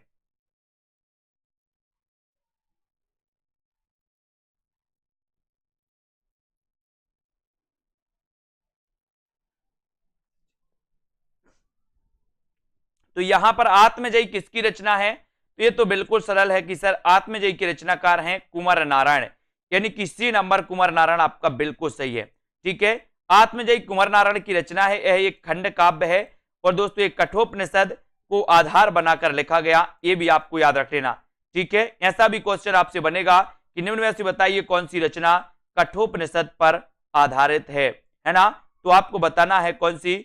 आत्मजयी। इसके रचनाकार कौन है? तो आपको बताना कुमार नारायण, है ना। भय भी शक्ति देता है किसका काव्य संग्रह है? बताइए, भय भी शक्ति देता है ये किसका काव्य संग्रह है? नरेंद्र मोहन का, उदय प्रकाश का, जानकी वल्लभ शास्त्री या फिर लीलाधर जगूड़ी? साथियों क्या हो रहा है, आपका मॉडल पेपर लॉन्च किया गया है, टीजीटी पीजीटी का मॉडल पेपर लॉन्च किया गया। जिनको इसमें एडमिशन लेना मॉडल पेपर में, इसमें हिंदी साहित्य के क्वेश्चन रहेंगे लगभग 70 के आसपास, व्याकरण के भी क्वेश्चन रहेंगे इसमें दोस्तों 30-35 के आसपास, और इसमें संस्कृत के क्वेश्चन भी रहेंगे 20 के आसपास, है ना। तो इस प्रकार से पूरा मॉडल पेपर 125 प्रश्नों का ये मॉडल पेपर का जो कोर्स है वो लॉन्च हो गया है। 5 तारीख तक ये मात्र 400 रुपए में इसमें आप एडमिशन ले सकते हैं। उसके बाद इसका प्राइस भी दोस्तों बढ़ेगा, और ये ऑफर मात्र 73 ऑफ का ऑफर है आपके लिए 5 तारीख तक, ठीक है। भाई भी शक्ति देता है किसका काव्य संग्रह, ये पूछा गया था। तो भाई भी शक्ति देता है कैसे? बोले सर जुगाड़ से। भाई भी शक्ति देता है जुगाड़ से, है ना। अगर आपको कहीं भय लगे तो जुगाड़ से शक्ति कर लेना, जुगाड़ से। तो जुगाड़ से क्या बनेगा? जगूड़ी। अपन जुगाड़ कर लेते ना किसी भी चीज का, है ना। तो ये भय भी शक्ति देता है जुगाड़ से, तो लीलाधर जगूड़ी, लीलाधर जगूड़ी, यानी कि डी नंबर आपका बिल्कुल सही है। भय भी शक्ति देता है जुगाड़ से, तो जगूड़ी है ना। काव्य संग्रह है शंखमुखी शिखरों, शंखमुखी शिखरों पर नाटक जारी है। और दोस्तों इस यात्रा में रात अभी मौजूद है, बची हुई पृथ्वी, घबराए हुए शब्द, ये माने जाते हैं। फिर अगला क्वेश्चन है सदियों का संताप, ये किसकी रचना है? प्रश्न क्रमांक 48। सदियों का संताप किसकी रचना है? बालकर्ण शर्मा नवीन की, जयप्रकाश करदम, ओम प्रकाश वाल्मीकि, या फिर मोहनदास नेमिशराय। यानी कि 48 का आंसर 25 सेट होंगे, उसमें 25 सेट होंगे। सदियों का संताप किसकी रचना है? तो ये रचना है ओम प्रकाश वाल्मीकि की। सदियों का संताप है ना, ओम प्रकाश वाल्मीकि, ये भी आपको याद रखना है, ठीक है। तो इस ओम प्रकाश वाल्मीकि सी नंबर, सदियों का संताप ओम प्रकाश वाल्मीकि द्वारा रचित काव्य संग्रह है। और इनके आप अन्य काव्य संग्रह है वह बस बहुत हो चुका, अब और नहीं, शब्द झूठ नहीं बोलते, जूठन शीर्षक से लिखित इनकी आत्मकथा। जूठन आपको पता है दोस्तों, ओम प्रकाश वाल्मीकि की आत्मकथा कौन सी है? तो जूठन है ना। और दोस्तों अनेक भाषाओं में अनुवाद इसके हो चुके जूठन के, है ना। ओम प्रकाश वाल्मीकि की आत्मकथा, या नॉर्मल क्वेश्चन आपसे पूछा जाएगा कि जूठन आत्मकथा किसकी है, तो आप बताओगे ओम प्रकाश वाल्मीकि, है ना। सदियों का संताप, सदियों का संताप ओम के जप से मिट गया। बोले सर सदियों का संताप था जो ओम के जप से मिट गया, ओम के, तो ओम प्रकाश वाल्मीकि, ये बिल्कुल सही है। कामाध्यात्म की समस्या निम्न में से किस रचना में उठाई गई? बताइए, ये कामाध्यात्म की समस्या निम्न में से किस रचना में उठाई गई? 49। और कामाध्यात्म की, और बढ़िया प्रश्न है। और दोस्तों यहां पर जो समस्या निम्न में से किस रचना में उठाई गई, ये आपसे पूछा गया, तो उत्तर चला जाता है आपका कनुप्रिया। और कनुप्रिया ये किसकी रचना है? तो ये रचना है धर्मवीर भारती की। धर्म काय के लिए प्रिय लगता है? कानों के लिए प्रिय लगता है, इसको याद रख लेना। आ कविता में दो चीजें आती हैं, जगदीश चतुर्वेदी और श्याम परमार भी आ जाता है, रजनी जी, इसको याद रख लेना, ठीक है। यहां पर देखो आत्मजयी की कथा वस्तु निम्न में से किस पर आधारित है ना। तो ये बताइए आत्मजयी की कथा वस्तु निम्न में से किस पर आधारित है? आत्मजयी पूछ रही लिया ये कि आत्मजयी की कथा वस्तु निम्न में से किस पर आधारित है? छांदयोग उपनिषद पर, कठोपनिषद पर, या फिर कैनोपनिषद से, या फिर बृहदारण्यकोपनिषद से। तो आत्मजयी जो कि कुंवर नारायण की रचना है, और ये किस पर आधारित है? इसका उत्तर क्या हो जाएगा? इसका सही उत्तर आपका राइट होगा कठोपनिषद, है ना। आत्मजयी की कथा वस्तु कठोपनिषद पर आधारित है, और उत्तर चला जाता है विकल्प नंबर बी, है ना। बी नंबर आपका बिल्कुल सही है दोस्तों, ये आपको याद रख लेना है। और अगले क्वेश्चन की ओर हम बढ़ेंगे, जब तक मैं आपको कुछ और बताऊंगा। अगला क्वेश्चन जब तक आप उत्तर बताइए, कठोपनिषद पर आधारित रचना कुंवर नारायण की कौन सी है? आत्मजयी। नचिकेता प्रसंग का वर्णन, चक्रव्यूह, परिवेश, हम तुम, अपने सामने, कोई दूसरा नहीं, इन दिनों इनके प्रसिद्ध काव्य संग्रह हैं। आत्मजयी व बादशाह के बहाने, आत्मजयी व बादशाह के बहाने, ये दोस्तों खंड काव्य है कुंवर नारायण के, ठीक है। अगला क्वेश्चन है नाटक जारी है काव्य संग्रह की रचयिता कौन है? नाटक जारी है ना। नाटक जारी है किसका? बोले सर जुगाड़ से नाटक जारी है। कैसे? जुगाड़ से। राजस्थान में चलता है जुगाड़, जुगाड़ चलता कहां पर? राजस्थान में। और बोले सर नाटक जारी है, कैसे नाटक जारी है? मैंने कहा लाइट्स तो चली गई, नाटक कैसे जारी है? बोले सर जुगाड़ से। जुगाड़ से है तो लीलाधर जगूड़ी, लीलाधर जगूड़ी का ये दोस्तों नाटक जारी है, ये काव्य संग्रह के रचित लीलाधर जगूड़ी के माने जाते हैं। यानी कि डी आपका बिल्कुल सही हो जाता है, डी नंबर आपका राइट आंसर हो जाएगा। यहां पर देखते हैं अगले प्रश्नों को और भी पढ़ते हैं। ये आते हैं दोस्तों, नाटक जारी है ना। और लीलाधर जगूड़ी के शंखमुखी शिखरों पर, इस यात्रा में रात अब भी मौजूद है, बची हुई पृथ्वी, घबराए हुए शब्द, भय भी शक्ति देता है ना। इनको याद रखेंगे। संसद से सड़क तक, कल सुनना मुझे, और सुदामा पांडे का प्रजातंत्र। ये रचनाएं दोस्तों आपको सुदामा पांडे धूमिल की हैं, संसद से सड़क तक, कल सुनना मुझे और सुदामा पांडे का प्रजातंत्र। इनमें से आपको पता है कि दोस्तों ठीक है पूछे ही जाते हैं। कौन सी विशेषता नई कविता की नहीं है, बताइए कौन सी नहीं है नई कविता की। नई कविता के बारे में ठीक है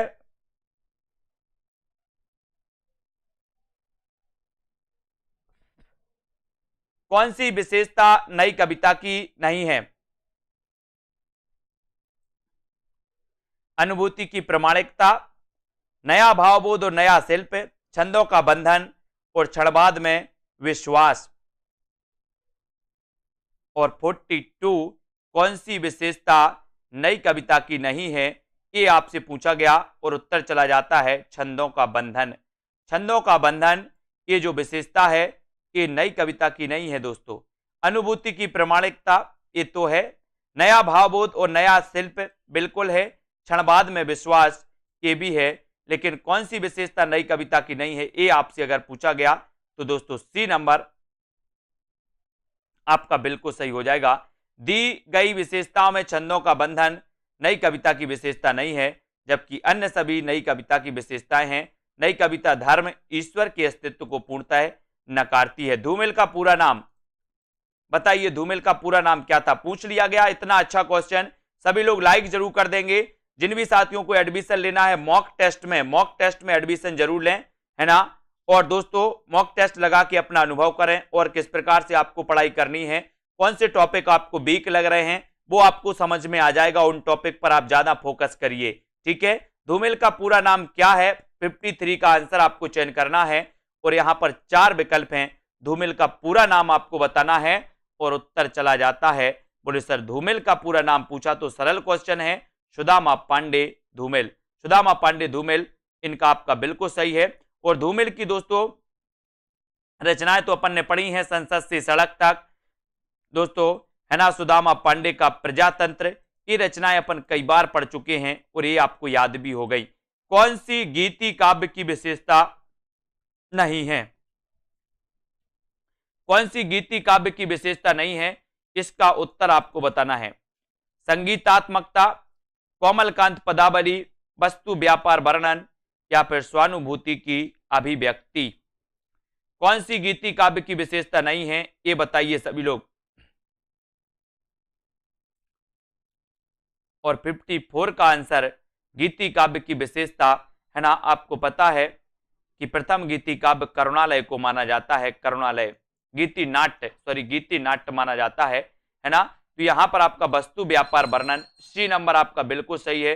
गीति काव्य की विशेषता नहीं है पूछा तो वस्तु व्यापार वर्णन यानी सी, ये आपका बिल्कुल सही है, ये विशेषता नहीं है। जबकि संगीतात्मकता, कोमलकांत पदावली एवं स्वानुभूति की अभिव्यक्ति गीति काव्य की ये विशेषताएं मानी जाती हैं। और फिर अगला क्वेश्चन है कि निम्न रचनाओं में से किस रचना के काव्य नायक राम हैं। किसके काव्य नायक राम हैं ये उत्तर आपको बताना है। किसके काव्य नायक राम है, सभी लोग एक बार लाइक जरूर करें। एक दोस्तों ये जो क्लास होती है रोज 9 बजे होती है, रोज 9 बजे हम पढ़ते हैं। रचनाओं में से आपको बताना है कि कौन सी रचना के काव्य नायक राम है, राम बताना है। तो उत्तर क्या हो जाएगा, संशय की एक रात, विष्णु प्रिया, रश्मि रति या फिर कनुप्रिया। प्रश्न क्रमांक 55 का आंसर बताना है और 55 में आपका बिल्कुल सही आंसर हो जाता है संशय की एक रात। संशय की एक रात की रचनाकार बताना है, 55 का आंसर चयन करना है और उत्तर चला जाता है कि दोस्तों काव्य नायक राम हैं। तो राम यानी कि संशय की एक रात के जो काव्य नायक हैं वो कौन है, राम है। और राम के संशय को इसमें बताया गया दोस्तों, है ना, ये भी कई बार पूछा गया और ये नंबर आपका बिल्कुल सही है ना। नरेश मेहता कृत संशय की एक रात काव्य के जो नायक हैं वो राम है और यह रचना राम कथा पर आधारित है। रश्मि रति दिनकर की विष्णु प्रिया, है ना, रश्मि रति दिनकर की विष्णु प्रिया मैथिली शरण गुप्त की, कनुप्रिया धर्मवीर भारती की। इन रचनाओं को भी आपको याद रखना है ना। और दोस्तों यहां पर अपन ने इतना सारा पढ़ लिया और इतनी सारी रचनाओं के बारे में देखा, नई कविता की महत्वपूर्ण जितनी भी चीजें हैं उनको अपन ने यहां पर देखा। अब ऐसे कौन कौन से साथी हैं जिन्होंने अभी तक self study classes app download नहीं किया है, ऐप जरूर डाउनलोड कर लें प्ले स्टोर से जल्दी से। और दोस्तों आपको क्या करना है, ये मॉडल पेपर जो लॉन्च हुआ है 25 मॉडल पेपर जो लॉन्च हुए हैं, ये कोर्स आपके लिए टीजीटी पीजीटी का एक कोर्स है जिसमें हिंदी साहित्य, हिंदी व्याकरण, संस्कृत, ये सारे प्रश्न आपके 125 नंबर के आपको मिलेंगे, है ना। इसमें आपको दोस्तों अपना चेक करना है कि आप कितने गहरे पानी में हैं, कौन सा टॉपिक आपको कमजोर लग रहा है, कौन सा टॉपिक के लिए आपको मेहनत करने की जरूरत है, क्योंकि टाइम आपके पास और भी है। आप अभी से दोस्तों अपना आकलन कर लेते हैं कि कितने नंबर आपके 125 में से अभी आ रहे हैं और किस टॉपिक पर हमें और मेहनत करनी है। तो वो दोस्तों आप टेस्ट करके 5 तारीख तक 73% ऑफ 73 ऑफ में दोस्तों ये मात्र 400 रुपए में आप इसको परचेस कर सकते हैं, इसको आप एडमिशन ले सकते हैं, ठीक है। तो जिन भी साथियों को एडमिशन लेना है, इसमें प्रमोद जी, शोभनाथ, मैना, सुनीता जी, रीता जी, ठीक है, अनूप जी, सतीश जी, प्रिया, रेखा जी, मायाराम, रीता कांत जी, राजेश जी, नमन जी, बाल गोविंद, दारसू जी, ध्रुव जी, सभी को धन्यवाद। नमन कुमार जी, इसी प्रकार से देखते रहें, वीडियो को लाइक और शेयर करते रहें। ज्योति जी, अमिता, रेखा, रीता कांत जी, दारसू, राजेश जी, प्रमिला जी, प्रिया जी, मनीषा जी, हेमलता सिंह जी, वीडियो को शेयर जरूर करना है। नीतू जी, बिल्कुल, मायाराम, शिल्पी, सीता जी, मयंक जी, अमिता जी, उत्सव यादव जी, ठीक है, अमिता जी, संस्कृत पर भी फोकस करें, संस्कृत भी आपका आएगा, ठीक है। रजनी जी, राकेश कुमार जी, नेहा चौहान जी, अनामिका जी, गीता जी, मिथिलेश जी, राकेश, मास्टर अधिगम जी, कुशल परिवर्तन, संदीप जी, अभय जी, राजेश, किरण जी, मनीषा, राकेश जी, मुकेश, कमलेश जी, लालदास, शैलेश, प्रदीप जी, सुमन जी, नीतू जी और सोनू जी, सभी को धन्यवाद दोस्तों। जिन भी साथियों को एडमिशन लेना है वो 5 तारीख के पहले ले सकते हैं। और दोस्तों हिंदी साहित्य का संपूर्ण कोर्स मात्र 1200 रुपए में आप इस कोर्स को पढ़ सकते हैं, जिसमें निचोड़ आने वाला है दोस्तों, अब है ना, पूरा निचोड़ आपका जूनियर टेट एग्जाम के लिए पूरा निचोड़ आपको मिलने वाला है, जो आपका पूरा संपूर्ण साहित्य से होगा। उसको मैं कलेक्ट करके आपको एक अलग फोल्डर में बना के वो आपको बताऊंगा, जो आपको 10 दिन पहले यानी कि 10 तारीख से पहले दोस्तों आपको पूरा वो कर दिया जाएगा एक फोल्डर में, उसको आप पढ़ते रहना, ठीक है। तो सभी साथियों को धन्यवाद आज के इस वीडियो के लिए दोस्तों, जय हिंद।